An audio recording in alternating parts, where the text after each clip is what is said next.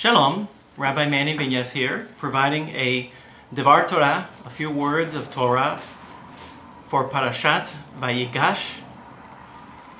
This week's parasha has one of the most beautiful, emotional get-togethers, family get-togethers presented in the Bible.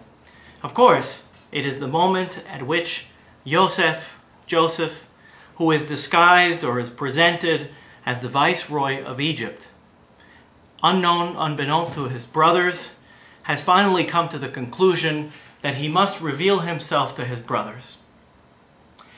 What triggers Joseph to do that and to have this emotional moment where he begins to cry and he asks them to come closer to him and he reveals to them that he in fact is Joseph, their brother, whom they sold as a slave to Egypt, and that God had really brought him to that place? What caused Joseph to finally break down and reveal to his brothers who in fact he was?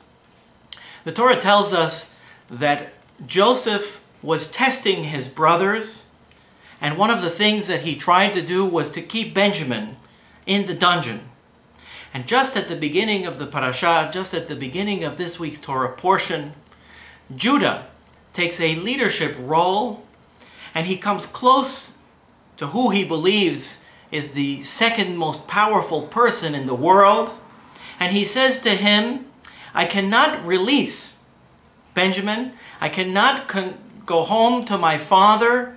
And he says, V'nafsho keshura v'nafsho, because his soul is knotted, is tied so deeply with my soul that I cannot live and let him go.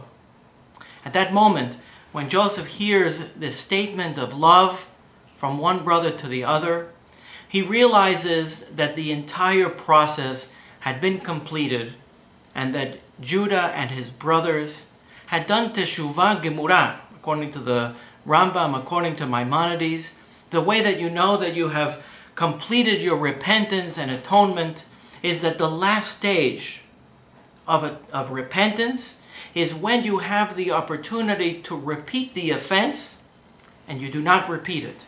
Of course, the brothers had taken Joseph, had gotten rid of him, and had lost him. But here they were at the moment where they would have also gotten rid of Benjamin, and Judah, confronted by that loss, says, no, I cannot let go of Benjamin. Of course, Joseph breaks down and he begins to cry and he says, please, please, come close to me. The message that I want to share with you today is really that unfortunately, all too often, the Torah is presented as if it was a book of laws or just a book of rituals.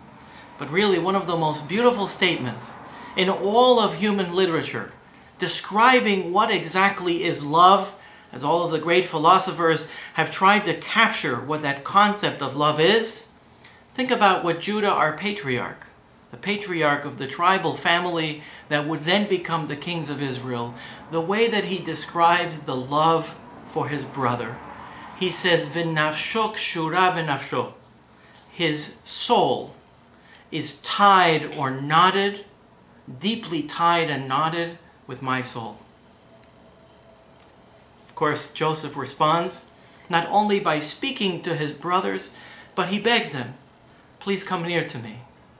In that very moment, the Torah is asking us to realize the depth and the beauty not only of sharing our feelings with words, but the power of an embrace, the power of touch.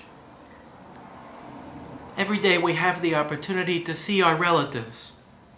Is another opportunity to realize how much we love them and to share with them affection through body contact, through sharing, through love.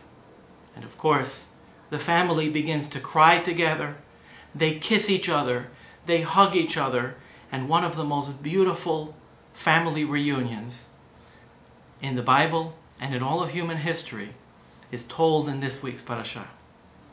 Perhaps it's an opportunity not only to learn about what exactly the Torah describes as love, but it's very much an opportunity to realize that the Torah is not just a book of laws, is not just a book of rituals, but is really a statement about the human condition. Shabbat Shalom u'mevorach.